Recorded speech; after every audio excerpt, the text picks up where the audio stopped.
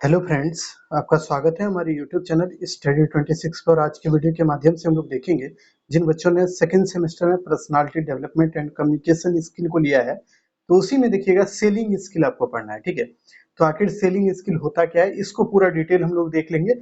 उसके अलावा यहाँ पे आज की वीडियो में आपको ये लाभ मिलने वाला है कि यहाँ से आपका ऑब्जेक्टिव भी आज करा देंगे। ठीक है, लगभग 20 से ज्यादा ऑब्जेक्टिव आपका रहेगा, उसको कर लीजिएगा और इस टॉपिक को कर लीजिएगा, तो यकीन मानिए आपका बहुत बड़ा टॉपिक क्लियर हो जाएगा। ठीक है, तो चलिए बिना विलंब के चीजों को शुरू करते हैं। नए होंगे तो चैनल को सब्सक्राइब कर लेना है आपको, लाइक कर दीजिएगा वीडियो को और शेयर जरूर कीजिएगा। और अगर आप नए हैं ना, तो आप देखिए पर्सनालिटी डेवलपमेंट एंड कम्युनिकेशन को हमने बहुत डिटेल कराया हुआ है, उसके पीछे बहुत से लेक्चर हमने लिए हुए हैं, उसके प्लेलिस्ट हमने डाला हुआ है, मतलब हमारे चैनल पे अवेलेबल है, उसको आप देख सकते हैं। नहीं देखना है तो कोई दिक्कत नहीं, अगर आपको नहीं मिलता हो ना तो आप कुछ नहीं कीजिएगा, कमेंट कीजिएगा, कमेंट में हम डाल देंगे। ठीक है, उसको पूरा देख लीजिएगा। यानी आप अगर उतना करके जाते हैं ना, तो यकीन मानिए आपका पूरा का पूरा क्वेश्चन सब्जेक्टिव तो एकदम पूरा का पूरा आ ही जाएगा। ऑब्जेक्टिव में कोई देखिए ट्विस्ट हो रहा है, क्योंकि देखते हैं आप, कोई भी ऑब्जेक्टिव एकदम ये नहीं बोल सकता है ना कि जो हम पढ़ाएंगे वही आ जाएगा ऑब्जेक्टिव। ऐसा थोड़ा डिफिकल्टी है, क्योंकि होता क्या है ना कि एग्जामिनर सेटर बहुत तरह से सोच के एग्जाम, मतलब कि एक तरह से आप देखिए तो ऑब्जेक्टिव को सेट कर देता है। अब उतना सोच के, मतलब कोई व्यक्ति जो आपको पढ़ा रहा है उतना कहाँ से सोच पाए भाई, वो तो सोचने के लिए 3-3 महीने लेते हैं, हम लोग तो एक दिन में आपको पढ़ा दे रहे हैं। ठीक है, तो बाकी जो कोशिश है हमारी उसको देख लीजिए, बाकी आपको लाभ मिलेगा तो आप जरूर शेयर कीजिएगा अपने दोस्त यार में। ठीक है, तो देखिए सेलिंग स्किल होता क्या है। तो सेलिंग स्किल का मतलब होता है बच्चों कि देखिए अभी आप तुरंत ये समझिएगा, आप एक दुकानदार हैं। ठीक है, यानी विक्रय करने वाले, यानी कि चीजों को बेचने वाले आप हैं। ठीक है, इतना आप समझ के ये पूरे क्लास में आपको ऐसे ही अपने मोटिव को रखना है। दूसरी बात जो आपके दिमाग में ये चलनी चाहिए ना, कि जो ग्राहक होता है ना उसके साथ हमारा व्यवहार अच्छा होना चाहिए। यानी कि एक जो दुकानदार है उसका व्यवहार ग्राहक के साथ बढ़िया हो, यही सोच के चलिएगा। और आप एक दुकानदार हैं, ठीक है, यही सोचिएगा, तब ये टॉपिक और आसान हो जाएगा।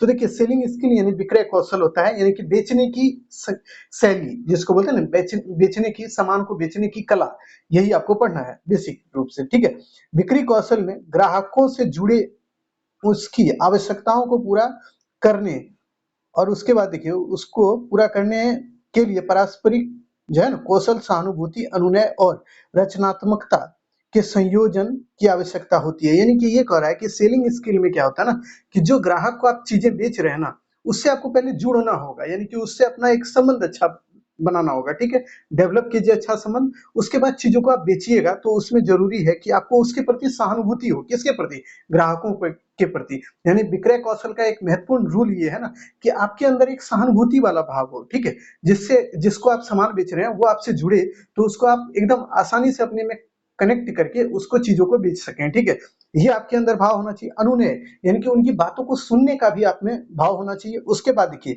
उसके साथ संयोजन, यानी रचनात्मकताओं को संयोजित करने, संयोजन का मतलब या समायोजन का मतलब ये होता है ना, एक को दूसरे के साथ जोड़ना, यानी कि खुद को ग्राहक के साथ जोड़ना ही समायोजन कहलाता है। ठीक है, तो आपको ऐसा होना चाहिए ना, यानी कि सेलिंग स्किल में आपको ऐसा करना है कि जो आपके पास ग्राहक आएंगे सामान लेने के लिए, तो उनको पूछिए पहले कि भाई आपको क्या चाहिए। आपको बताया उसने कि हाँ हमको नमक चाहिए, तो ठीक है भाई नमक आपने दिया। उसके बाद वो बोलेंगे भाई हम इतना नहीं दे पाएंगे, इतना देंगे, मतलब बार्गेनिंग होता है कि नहीं, तो बार्गेनिंग वो करेंगे आपके साथ, तो आप बोलिएगा हाँ ठीक है, जितना आपको मतलब मुनाफा हो रहा है उस हिसाब से आप उससे मतलब सेटल करिएगा, अपनी बातों को रखिएगा, और उसके बाद आप उस चीज को आप उनको दे दीजिएगा, जो भी वो चीज लेने आए हैं। ठीक है, तो ये होता है सेलिंग स्किल। सेलिंग स्किल में होता है ना कि आपके पास जो ग्राहक आएगा उसके साथ आपको अच्छा व्यवहार रखना है, उनके साथ जो सहानुभूति रखनी है, उनका अनुनय करना है। ठीक है, ये सब विशेषताएं आपके अंदर होनी चाहिए। ठीक है, इसमें निरंतर सीखने और विभिन्न स्थितियों और व्यक्तियों के लिए बिक्री दृष्टिकोण को अनुकूलित करने की क्षमता शामिल होती है।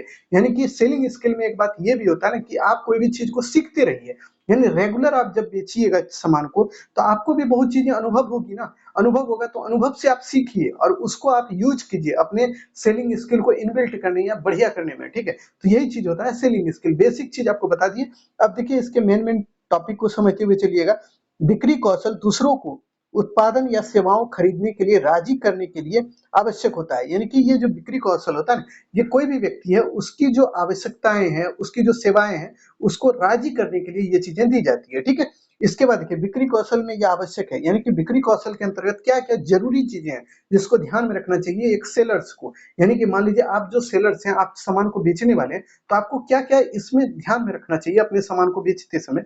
पहली बात, उत्पादक का ज्ञान ग्रहण करना चाहिए, यानी प्रोडक्ट नॉलेज आपके पास होना चाहिए। यानी कि आप जिस प्रोडक्ट को बेच रहे हैं ना, उसके बारे में आपको बढ़िया से नॉलेज होना चाहिए कि वो प्रोडक्ट कितना में आया है, उसमें कितना में हम बेचेंगे उसको तो हमको कितना लाभ होगा, ये सब आपको अच्छे से आना चाहिए। ठीक है, पहली बातें ये होनी चाहिए। उसके बाद ग्राहक जो होते हैं, यानी कि आपके जो कस्टमर है ना, उनके जो जरूरत है उसको समझना चाहिए। यानी आपको ये पता होना चाहिए कि ग्राहक को क्या चाहिए और क्या नहीं चाहिए।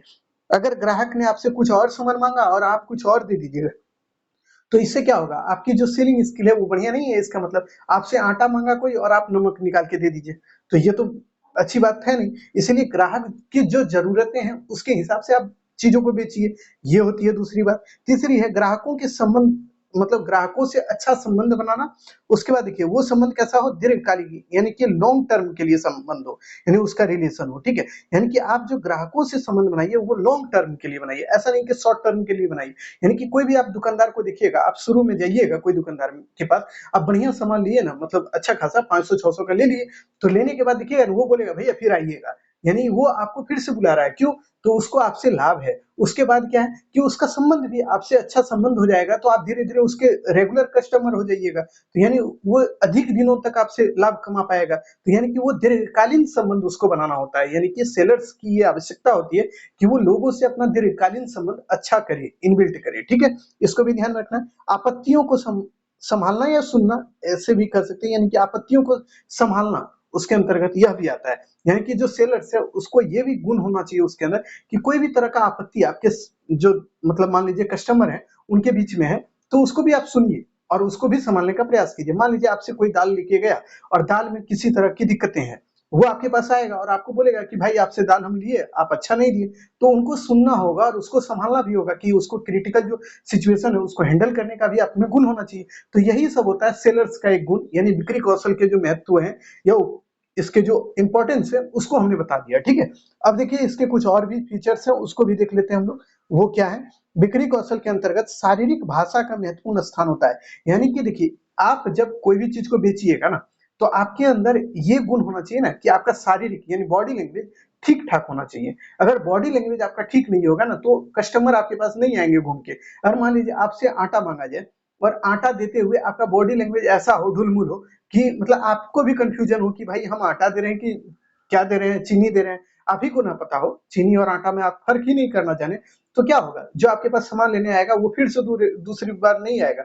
उसको लगेगा कि भाई ये आदमी को पता ही नहीं है कि आटा क्या है, चावल क्या है, गेहूं क्या है, वो जानता ही नहीं है। अगर हम उसके पास लेने गए तो क्या पता आटा मांगेंगे वो नमक दे दे, तो ये भी दिक्कतें होगी। इसीलिए आपके अंदर सेल्फ कॉन्फिडेंस होना चाहिए। जब आप चीजों को बेचें ना, एकदम सेल्फ कॉन्फिडेंस से बोलिए कि हाँ भाई ये हमारा सामान है, आपको आटा चाहिए, चलिए लीजिए आटा, चीनी चाहिए, लीजिए चीनी। तो ऐसे बेचिए ताकि सामने वाले को लगे कि हाँ भाई हमने आटा मांगा तो आटा ही हमको मिला है, नमक नहीं मिल गया है। ठीक है, तो ये आपका सेल्फ कॉन्फिडेंस आपके अंदर होना चाहिए जब आप बेच रहे हो कोई भी चीज को। ठीक है, तो देखिए बिक्री कौशल के अंतर्गत शारीरिक भाषा का कुछ महत्वपूर्ण पहलुओं को ध्यान में रखा जाता है। ये जो आपके शारीरिक भाषा के पहलू हैं उसको भी इसमें ध्यान में रखा जाता है। ठीक है, जैसे आत्मविश्वास, यानी कि जो बिक्री कौशल है ना, इसके अंतर्गत यह आवश्यक है कि आत्मविश्वास, यानी विक्रेता के अंदर, यानी सेलर्स के अंदर आत्मविश्वास होना चाहिए। वो आत्मविश्वास से लेस हो, ताकि वो कोई भी चीज को बेचे तो इतना विश्वासपूर्ण हो कि भाई हाँ उसको भी पता होना चाहिए कि हाँ भाई हम जो चीज को बेच रहे हैं वो सही है, मतलब वो गलत नहीं है और गलत बेचे भी नहीं। ठीक है, तो पहली बात ये होनी चाहिए। उसका हाव भाव अच्छा होना चाहिए, यानी कि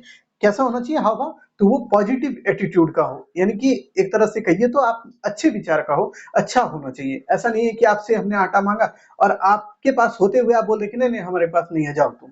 तो ऐसा जो एटीट्यूड होता है ना, तो इससे आप ही को लॉस है ना, उससे ग्राहक को क्या लॉस है, ग्राहक तो कहीं भी जाके ले लेगा। तो एटीट्यूड आपका ठीक होना चाहिए। ठीक, उसके बाद देखिए इंगेजमेंट, यानी कि जुड़ाव आपका जो है ना ग्राहक के साथ अच्छा जुड़ाव हो, यानी कि उससे आपका रिश्ता अच्छा हो। यानी मान लीजिए हम आपसे कोई सामान लेने गए और आप हमको गाली देके भगा दें, तो आपके पास फिर हम कभी जाएंगे नहीं जाएंगे। इसीलिए जरूरी है कि आपके पास कोई सामान कोई भी व्यक्ति लेने जाता है तो आप उससे अच्छा व्यवहार रखिए, अच्छा व्यवहार रखिएगा तो फिर आपके पास जाएगा। तो ये भी होना चाहिए आपके सेलिंग स्किल के अंतर्गत। ठीक है, उसके बाद देखिए अनुकूलनशीलता होना चाहिए। अनुकूलशीलता यानी अनुकूलनशीलता का मतलब होता है एडेप्शन, यानी कि कोई भी चीज कोई बोल रहा है ना, तो उसको कुलित कीजिए, यानी कि उसको मानिए कि हाँ भाई ये व्यक्ति कुछ बोल रहा है तो हो सकता है ये सही भी होगा, ठीक है। तो ये सब गुण होना चाहिए आपके बॉडी पोस्चर को लेकर। तो इसको भी हमने बता दिया। सेलिंग स्किल्स से इंपॉर्टेंट जो टॉपिक थे उसको हमने करा दिया है, ठीक है। इतना अगर ध्यान में रखते हैं तो यकीन मानिए आपका सेलिंग स्किल से कोई भी सवाल बनेगा अभी तक जो बना है उसके बिहाफ पे हम बोल रहे हैं कि आपसे छूटने वाला नहीं है। इसी तरह से सवाल बन रहा है कि सेलिंग स्किल क्या है,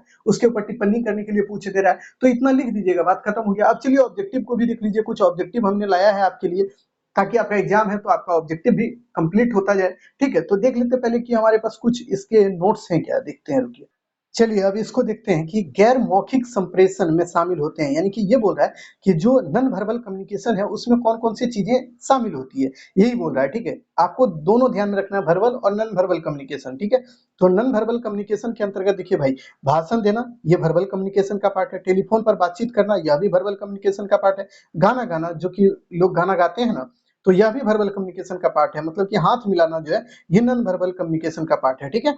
मौखिक संचार में शामिल है, यानी कि जो मौखिक संचार है यानी वर्बल कम्युनिकेशन है उसके अंतर्गत कौन कौन आते हैं, भाषण देना आता है बिल्कुल, टेलीफोन पर बात करना आता है, गाना गाना यानी कि ये सभी आ जाता है, यानी कि उपरोक्त में से सभी दूसरे का हो जाएगा आंसर, ठीक है। यानी पहला क्वेश्चन था गैर मौखिक संचार में कौन कौन शामिल है, दूसरा मौखिक संचार में कौन कौन शामिल है। अब देखिए गैर मौखिक और मौखिक दोनों संचार को देख लीजिए, एक बार कंसेप्ट भी आपके पास अच्छे से होना चाहिए। तो देखिए अशाब्दिक संचार जिसको नॉन वर्बल कम्युनिकेशन बोलते हैं, ठीक है, जिसको आप जानते हैं कि जिसमें बोलना उलना नहीं होता है, ना ही लिखना होता है, ठीक है। तो अशाब्दिक संचार का पार्ट क्या होता है, इसमें क्या होता है, देखिए आवाज का उतार चढ़ाव, ठीक है, शारीरिक मुद्रा, उसके बाद देखिए मुख मुद्राएं, चक्षु संपर्क, स्पर्श और वाणी संकेत, ये सभी अशाब्दिक संचार के पार्ट हैं।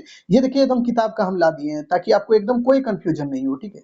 इस इसको समझने में, इसको याद रखिएगा, आवाज का उतार चढ़ाव पहली बात, शारीरिक मुद्रा यानी कि शरीर को हिलाना डुलाना जो है ये सभी अशाब्दिक संचार का पार्ट है। उसके बाद देखिए मुख मुद्राएं, यानी कि आप मुख को कैसे बनाते हैं, अगर हंसते हैं तो वह भी अशाब्दिक संचार है, अगर गुस्सा करते हैं तो वह भी अशाब्दिक संचार है, तो ये भी ध्यान में रखना है। चक्षु यानी कि आंख की मुद्राएं, जैसे कि मान लीजिए आंख से कोई इशारा करता है तो वह भी क्या है, अशाब्दिक संचार का ही पार्ट है। उसके बाद क्या, स्पर्श यानी किसी को छूते हैं तो वह भी अशाब्दिक संचार का पार्ट है। अब देखिए कुछ होता है क्या, देखिए आपसे क्वेश्चन जो डिटेल में पूछेगा ना तो ऐसे पूछेगा शारीरिक मुद्रा के अंतर्गत, यानी बॉडी लैंग्वेज के अंतर्गत क्या क्या आता है, तो उसको भी देख लीजिए। बॉडी लैंग्वेज के अंतर्गत आता है देखिए हाथ हिलाना, पहला बात, हाथ से संकेत करना, मुंह हिलाना, इधर उधर देखना या चलना, ये सब होता है शारीरिक मुद्रा, यानी कि शारीरिक संकेत यानी बॉडी लैंग्वेज ही है, ठीक है। वेशभूषा जो है ये कैसा संकेत है, तो वेशभूषा सामने वाले के मन स्थिति का पता चलता है इससे, और उसकी संस्कृति व्यवहार और विचार पृष्ठभूमि का बोध होता है, यानी कि कोई किस तरह का कपड़ा पहना है तो इससे आपको ये पता चलेगा ना उसकी संस्कृति कैसी है, उसका विचार कैसा है, ये चीज आपको पता चलेगा, उसके व्यवहार और विचार के बारे में पता चलेगा। मान लीजिए कोई एकदम खराब कपड़ा पहना है तो आप समझ जाइएगा ना कि ये अच्छा विचार का है नहीं। ऐसा नहीं है कि अच्छे विचार का वो नहीं होगा, लेकिन ऐसा एक तरह से परसेप्शन बन जाता है लोगों के अंदर कि इसके पास चीज नहीं होगा, अभाव होगा, हो सकता है ये भी। उसके बाद उसकी संस्कृति का पता चलता है, ठीक है। उसके बाद देखिए स्पर्श के अंतर्गत क्या आता है, स्पर्श के अंतर्गत देखिए गाल को थपथपाना, दुख की घड़ी में किसी के सिर पर या कंधे पर हाथ रखना या बाह पकड़ना, दोस्तों से हाथ मिलाना, ये सब चीज स्पर्श के अंतर्गत आता है। यानी स्पर्श के अंतर्गत ये होता है कि किसी को स्पर्श कैसे कैसे आप करते हैं वो चीज आता है। देखिए ऑप्शन आपका इसी तरह रहता है, देखिए कभी डिफिकल्ट कर देगा ना तो इतना ही डिफिकल्ट करेगा, इससे ज्यादा डिफिकल्टी कभी नहीं होगा, लेकिन आपको ऑप्शन पकड़ना होगा कि स्पर्श संचार के अंतर्गत कौन आता है। ये देखिए अशाब्दिक संचार का ये सब पार्ट है, कौन, शारीरिक मुद्रा हो गया, वेशभूषा हो गया, स्पर्श हो गया, फिर निकटता, इसको देखिए निकटता में क्या क्या आएगा, जो आपके निकट संबंध वाले लोग हैं ये सब अशाब्दिक संचार के अंतर्गत आते हैं, ठीक है। अब देखिए एक चीज और देख लीजिए, शाब्दिक संचार को भी देख लीजिए, यानी मौखिक संचार जिसको ओरल कम्युनिकेशन कहते हैं, तो उसके अंतर्गत क्या आता है, देखिए उसमें प्रत्यक्ष वार्तालाप, टेलीफोन के माध्यम से किसी से बात करते हैं, या फिर भाषण या परिचर्चा या सामूहिक चर्चा, वीडियो, रेडियो, टीवी आदि से किसी से बात करते हैं ना, या टीवी पर किसी को सुनते हैं, वीडियो पर किसी को देखते हैं, या फिर आप किसी से मतलब मान लीजिए सामूहिक चर्चा करते हैं ना, तो ये सब का सब ओरल कम्युनिकेशन का पार्ट होता है, ठीक है। ये दोनों ही टॉपिक को ध्यान रखिएगा, इसको हमने करा दिया। अब देखिए तीसरा जो है और भी इसमें हमने रखा है कुछ कुछ मेन मेन चीज को, जैसे कि जहां जहां से क्वेश्चन पूछ रहा है ना उसको हमने ला दिया है। अब देखिए तीसरा क्वेश्चन को देखिए, अब संप्रेषण प्रक्रिया में विघटन को क्या कहते हैं, यानी कि अगर संप्रेषण प्रक्रिया बाधित हो जाए तो उसको क्या कहिएगा? तो उसको बाधा कहते हैं ना, यानी कि उसको शोर भी कहते हैं, ठीक है? तो यानी कि इसका सही उत्तर हो जाएगा शोर या बाधा, यानी उल्लंघन तो होगा नहीं। उल्लंघन कभी आता है? हमने आपको प्रक्रिया में पढ़ाया है? बिल्कुल नहीं पढ़ाया है। उसमें हमने क्या बताया था? सेंडर है, रिसीवर है, उसके बाद चैनल है, उसके बाद आपको क्या बोले, एनकोडर, डिकोडर, फीडबैक, इतना ही तो पढ़ाए थे। उसमें बाधा तो हम मतलब बाधा तो आपको पढ़ना ही पड़ता है, चूंकि वो एक अलग टॉपिक है इसका, कम्युनिकेशन का, ठीक है? तो उसमें बाधा ही है, यानी विघटन का मतलब टूटना, यानी कि संचार किसी से टूट जाए तो इसका रीजन होता है कि वो बाधा वहां पे उत्पन्न हो गया, ठीक है? चेहरे की अभिव्यक्ति किस प्रकार के संप्रेषण का उदाहरण है? तो देखिए अभी तुरंत बताते, मौखिक और गैर मौखिक दोनों संचार बताए। तो चेहरे की हाव भाव ये सब किसका है? अशाब्दिक संचार का उदाहरण है, यानी कि गैर मौखिक यानी नॉन वर्बल कम्युनिकेशन का ये पार्ट होता है, तो इसको भी ध्यान में रखिएगा। पांचवा क्वेश्चन जो है उसको भी अब लिख लीजिए, इनमें से कौन शारीरिक शोर का उदाहरण है? यानी कि आपका ये तो फिजिकल जो है ना, उसका नहीं, माफ कीजिएगा, फिजिकल नहीं, आपका शारीरिक शोर यानी कि शारीरिक बाधा का उदाहरण है। बाधा या शोर दोनों एक ही चीज है। हम आपको जब भी बैरियर्स पढ़ा रहे थे तो वहां भी इस बात को डिटेल से बताए थे, ठीक है? तो शारीरिक शोर के अंतर्गत क्या आता है? पहले देखिए, खराब रोशनी ऑप्शन, दूसरा मानसिक स्थिति का ठीक नहीं होना, ये क्या शारीरिक शोर के अंतर्गत आता है? थकान महसूस करना या शब्दों को नहीं समझ पाना। अब बताइए आप कि इसमें कौन होगा शाब्दिक शोर का यानी शारीरिक शोर का उदाहरण? तो देखिए, थकान का महसूस करना ना, ये शारीरिक शोर के अंतर्गत आता है। खराब रोशनी जो है ना, ये फिजिकल शोर यानी भौतिक शोर के अंतर्गत आता है। मानसिक शोर के मतलब मनोवैज्ञानिक शोर के अंतर्गत मानसिक स्थिति का खराब होना आता है। और शब्दों को नहीं समझ पाना, ये होता है शाब्दिक शोर के अंतर्गत आता है, ठीक है? भाषा संबंधित शोर के अंतर्गत आता है ये। तो इतना चीजें आपको ध्यान में रखना है कि कौन कौन से शोर के अंतर्गत कौन आता है, ठीक है? उसके बाद देखिए, गाल को थपथपाना, यह किस प्रकार का संप्रेषण का उदाहरण है? अभी तुरंत बताए थे कि गाल को थपथपाना किस प्रकार का संप्रेषण का उदाहरण है, बताइए आप। तो इसका सही उत्तर होगा अशाब्दिक संप्रेषण का उदाहरण है, ठीक है? तो इसको ध्यान में रखेंगे आप। अब देखिए, हाथ हिलाना किस प्रकार के संप्रेषण का उदाहरण है? यानी हाथ हिला के आप किसी को टाटा बाय बाय कुछ भी करते हैं, तो वह भी अशाब्दिक संचार का पार्ट है, जिसको अभी तुरंत हम बताए थे। तो इसको भी ध्यान में रखिएगा आप। ईमेल, पत्र, रिपोर्ट, ये सभी किस प्रकार के संप्रेषण का उदाहरण है? यानी ईमेल से किसी को कुछ मैसेज करते हैं या पत्र लिखकर या रिपोर्ट लिखकर, तो ये सब लिखित संचार के उदाहरण है, ठीक है? तो इसको भी ध्यान में रखना है कि शाब्दिक संचार के अंतर्गत ही लिखित संचार आता है, ठीक है? तो एक बात ये ध्यान में रखना है। अब देखिए अब आप हमको बताइए, इसको शाब्दिक संचार के अंतर्गत रखिएगा या अशाब्दिक संचार के अंतर्गत रखिए या लिखित संचार के अंतर्गत? तो ये तो उदाहरण तो है लिखित संचार का, लेकिन आपको पता होना चाहिए शाब्दिक संचार दो तरह का होता है, एक लिखित और एक मौखिक। तो मौखिक जब होता है ना बच्चों, और उसमें बोलकर, और लिखित मतलब लिखकर, ठीक है? तो ये तो शाब्दिक संचार का ही पार्ट होता है। तो अब इसमें जो होगा ये लिखित संचार का ये उदाहरण है, ईमेल, पत्र, रिपोर्ट, ये सब, ठीक है? अब देखिए, टेलीफोन पर बातचीत करना, यह किस प्रकार का संप्रेषण का उदाहरण? यानी कि टेलीफोन पर किसी से बात करते हैं तो ये शाब्दिक संप्रेषण का उदाहरण है, इसको भी ध्यान में रखिएगा। अगला है आत्मचर्चा, आत्मविचार, आत्ममंथन करना, ये किस प्रकार का संप्रेषण का उदाहरण है? यानी कि आप खुद से चर्चा करते हैं अपने अंदर, यानी कि आप अपने मन में आप कुछ भी सोचते हैं, ये हुआ, या आप अपने ही मन में कुछ कुछ और भी विचार करते हैं, तो ये किस प्रकार का संचार का उदाहरण है? तो इसको भी बताइएगा। तो ये होगा अव्यक्तिक संचार। अव्यक्तिक संचार मतलब होता है आप खुद से बात कर रहे हैं, और अंतरव्यक्तिक संचार का मतलब होता है आप किसी और से भी बात कर रहे हैं, यानी अपने दोस्त यार से जो बात करते हैं वो अंतरव्यक्तिक संचार होता है। लिखित और समूह संचार तो आप जानते हैं, ग्रुप कम्युनिकेशन, और ये रिटन कम्युनिकेशन तो आपको पता है। उसका देखिए, एक संदेश पूरा तभी माना जाता है जब उसमें शामिल होता है, यानी कि एक संदेश तब पूरा माना जाएगा जब उसमें क्या शामिल होगा? तब उसमें क्या शामिल होना चाहिए? तो प्रतिपुष्टि, यानी कि किसी संदेश में अगर प्रतिपुष्टि शामिल है तो वो संदेश पूरा माना जाता है, ठीक है? संदेश भेजने वाले को क्या कहते हैं? 12 नंबर क्वेश्चन देखिए, संदेश जो भेजता है उसको क्या बोलते हैं? तो उसको प्राप्तकर्ता बोलते हैं, बाधा बोलते हैं, प्रतिपुष्टि बोलते हैं, या सेंडर बोलते हैं? तो इसका सही उत्तर होगा सेंडर, यानी सेंडर जो होता है वो संदेश को भेजने का काम करता है, ठीक है? तो इसको भी ध्यान में रखना है। उसके बाद देखिए, किसी व्यक्ति के अंदर पूर्वाग्रह वह संप्रेषण में कार्य करता है, यानी कि आप मान लीजिए आपकी विचारधारा ऐसी है कि लड़की जो है तेज नहीं होती है, तो ये आप सोच के किसी लड़की से जब बात करें तो आपको यही सोचना है हमेशा कि वो लड़की जो है हम जिससे बात कर रहे हैं वो तेज नहीं है, ये तो बुड़बक है, एकदम खत्म है, ये वो लनफन सोच रहे हैं आप। तो ये तो आपके अंदर मतलब जेंडर को लेकर पूर्वाग्रह है कि भाई लड़की तेजी नहीं होती, ये आप सोच के रखे हैं, ठीक है? तो ये चीज क्या कहलाता है जानते हैं? बाधा कहलाता है। यानी कि आप जब भी कोई लड़की से बात कीजिएगा और आपके दिमाग में ये चले कि ये लड़की तेज नहीं है, तो उससे आप एकदम उसको नीचा दिखाने का काम कीजिएगा। तो ये एक तरह से कहीं ना कहीं बैरियर्स का काम करता है आपके संप्रेषण में, ठीक है? आपका इच्छा ही नहीं होगा उससे बात करने का, जब इच्छा ही नहीं होगा तो क्या होगा? संप्रेषण वही बाधित हो जाएगा, ठीक? बिक्री कौशल में यह आवश्यक होता है कि, यानी बिक्री कौशल में किस बात का ध्यान रखना चाहिए? ग्राहकों के साथ खराब संबंध बनाना चाहिए? बिल्कुल नहीं।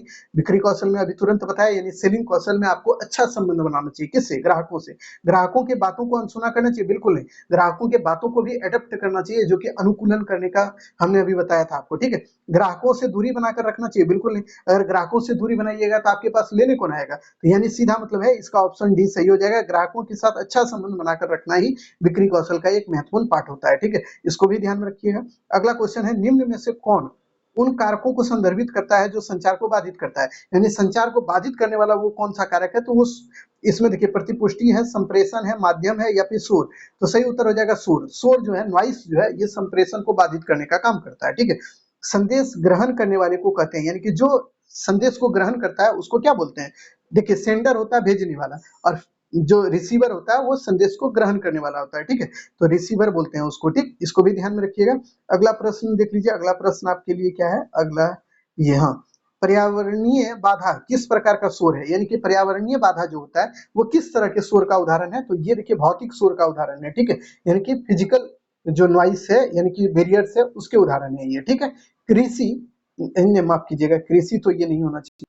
हाँ, इसको काट लीजिएगा। हाँ देखिए, किसी प्रेषक के संदेश के प्रति उत्तर, यानी कि आपको किसी ने भेजा, मतलब मान लीजिए आप सेंडर हैं, आपने किसी से पूछा तुमने खाना खाया, और वो आपको जवाब देता है कि हाँ भाई हमने खाना खा लिया, तो इसको क्या बोलते हैं? यानी कि देखिए ये घुमा के पूछा है कि प्रति उत्तर कोई आपको देता है तो उसको क्या बोलते हैं? तो उसी को बोलते हैं क्या भाई? तो उसको बताइएगा। प्रतिपुष्टि बोलते हैं, यानी कि इसको फीडबैक बोलते हैं। अगर मान लीजिए आपने किसी से कुछ पूछा और उसने आपको मतलब तुरंत जवाब दिया, तो इसको प्रतिपुष्टि या फीडबैक बोलते हैं, ठीक है। इसको भी ध्यान में रखेंगे आप। उसके बाद देखिए, वह व्यक्ति जो किसी संदेश को नोटिस करता है और उसका अर्थ निकालता है कहलाता है। यानी कि मान लीजिए आप एक सेंडर हैं, आपने किसी को नोट मतलब कि एक संदेश भेजा, और कोई व्यक्ति है जो कि इसको संदेश को ग्रहण करेगा, ठीक है, तो वो रिसीवर कहलाता है। यानी कि वो क्या हो गया? प्राप्तकर्ता कहलाता है। और उसी को, वही जो व्यक्ति है जो संदेश आपने भेजा है, उसको पढ़ेगा, उसको समझेगा और उसको नोटिस करेगा, तब वो फिर आपको फीडबैक भेजेगा, ठीक है। तो नोटिस करने वाला या उसके, यानी कि कोई भी संदेश है उसका अर्थ निकालने वाला प्राप्तकर्ता हर हमेशा प्राप्तकर्ता कहलाएगा, ठीक है। इसको भी ध्यान में रखना। पढ़ना एक प्रक्रिया है। कैसी प्रक्रिया है? यानी एनकोडिंग है, डिकोडिंग है, सुनना है, या फिर इनमें से कोई नहीं? इसका सही उत्तर बताइए। पढ़ना, अगर आप पढ़ रहे हैं तो ये किस प्रकार की प्रक्रिया है? तो ये देखिए बच्चों, एकदम इसको ध्यान में रखिएगा। पढ़ना जो होता है ना, वो किस तरह का प्रक्रिया होता है? तो वो डिकोडिंग होता है, ठीक है। तो इसको ध्यान में रखिएगा, डिकोडिंग प्रक्रिया है। यानी कि मान लीजिए आपके पास कोई किताब है, तो आप उसको पढ़ रहे हैं, तो आप तो उसको पढ़ रहे हैं, लेकिन जो लिखा होगा वो उसके लिए, आपके लिए सेंडर हो जाएगा ना, कि सेंडर के रूप में किसी ने लिखा और उसी को आप पढ़ रहे हैं। जैसे कि आप किसी को मैसेज भेजे, और मैसेज भेजे तो कोई व्यक्ति उसको पढ़ेगा, तो जो पढ़ेगा वो क्या हो जाएगा? वो हो जाएगा आपका रिसीवर, ठीक है। और ये डिकोडिंग कहलाता है। और एनकोडिंग क्या होता है? कोई भी भाषा को या कोई भी मैसेज को भेजना एनकोडिंग कहलाता है, ठीक है। तो दोनों बात ध्यान में रखना है आपको। अगला प्रश्न जो है आपके लिए, उसको देखिए। व्यावसायिक पत्र की संरचना सबसे पहले क्या आता है? यानी कि व्यावसायिक पत्र जब लिखा जाता है तो उसमें सबसे पहले क्या आता है? उसमें संदर्भ आता है, या तारीख आता है, शीर्षक आता है, या अभिवादन आता है? क्या आता है आप बताइए। तो इसका सही उत्तर हो जाएगा क्या? शीर्षक आता है उसमें, ठीक है। उसके बाद देखिए, सुनने का महत्व क्या है? सुनने से क्या होता है कि गलतफहमियां दूर होती है, बिल्कुल सही बात है। इससे समस्या का समाधान होता है, यह भी सही बात है। इसमें नई चीजों सीखने का मौका मिलता है, ये भी सही बात है। यानी उपरोक्त सभी, यानी कि सुनने का महत्व ये है कि आप कोई भी गलतफहमी आपके अंदर है तो उसको आप दूर कर सकते हैं। उसके बाद इससे समस्या का समाधान कर सकते हैं। उसके बाद कोई भी नया चीज आप जो सीखना चाहते हैं वो सीख सकते हैं इससे, ठीक है। उसके बाद देखिए, लोग किसके बिना एक दूसरे से बातचीत नहीं कर सकते? यही जो पूरा का पूरा आपका टॉपिक है ना, उसी के बिना, यानी कि संचार के बिना एक दूसरे से कोई भी आदमी बात नहीं कर सकता है। आपके मुंह में मान लीजिए आवाज है, आप कुछ भी कर सकते हैं, लेकिन अगर आप बोलना ही नहीं जानते या किसी से बात ही करना नहीं आपको आता है, तो आप क्या बात कर पाइएगा? बकरी उकड़ी को आवाज होता है कि नहीं? गाय को होता है कि नहीं? वो अपने में कम्युनिकेट करते हैं, क्या इंसान से वो कम्युनिकेट कर पाते हैं? बिल्कुल नहीं कर पाते हैं। यानी कि संचार आपके अंदर होना चाहिए, संचार का गुण होगा, कौशल होगा, तभी आप किसी से कोई भी बात कर सकते हैं, ठीक है। ये गुण आपके अंदर होगा तभी आप कोई भी बातें आप कर सकते हैं किसी से। अब देखिए एक चीज और बता देते हैं, शोर के प्रकार, यानी कि नॉइस के जो मतलब प्रकार हैं उसको देख लीजिए। यहाँ से क्वेश्चन एक दो पूछा गया है। तो शारीरिक क्रियात्मक शोर किसे बोलते हैं? तो उसमें देखिए, भूख लगना, थकान, सिर में दर्द, दवा आदि जो चीजें होती है ना, यानी कि आपको दवा चाहिए, या आपको भूख लग रहा है, या फिर थकान आपको महसूस हो रहा है, या सिर में दर्द दे रहा है, तो ये शारीरिक शोर के अंतर्गत आता है। यानी कि ये हो गया आपका शारीरिक बैरियर, यानी इसको भी ध्यान में रखना। उसके बाद देखिए, भौतिक शोर के अंतर्गत क्या आता है? तो यातायात में देखिए बहुत जोर-जोर से हॉर्न अगर बजे तो वो हो गया। उसके बाद देखिए खराब रोशनी है, या फिर आप देखिए पर्यावरणीय जो बाधाएँ होती है, पर्यावरण से संबंधित जो भी दिक्कतें होती है, वो सब भौतिक शोर के अंतर्गत आती है, ठीक है? अब देखिए मनोवैज्ञानिक शोर, शोर के अंतर्गत क्या आता है? तो मानसिक स्थिति आपका बहुत इम्पोर्टेंट करता है, रोल निभाता है कि आपकी मानसिक स्थिति अगर अच्छी नहीं है, तो वो मनोवैज्ञानिक शोर के अंतर्गत आएगा, ठीक है? इसको भी ध्यान में रखिएगा। उसके बाद देखिए अर्थ संबंधित शोर के अंतर्गत ये आता है कि कोई भी लिखा हुआ बात है, उसको आप नहीं समझ पाते, या किसी ने एकदम ऐसे शब्दों का यूज किया जो आप जानते ही नहीं है, तो ये सब जो शोर होगा ना, ये अशाब्दिक शोर के अंतर्गत, माफ कीजिएगा, अर्थ संबंधित शोर के अंतर्गत आता है, ठीक है? तो इतना चीज आपको ध्यान में रखना, शोर को लेकर, मौखिक संचार को लेकर, वर्बल और नॉन वर्बल कम्युनिकेशन को लेकर, ये तो पूरा पूछता ही पूछता है, ठीक है? बाकी सेलिंग स्किल आपको पढ़ाई दिए, ऑब्जेक्टिव जितना था वो करा दिए। बाकी आज के लिए इतना ही, फिर मिलते हैं नए वीडियो में, तब तक के लिए धन्यवाद।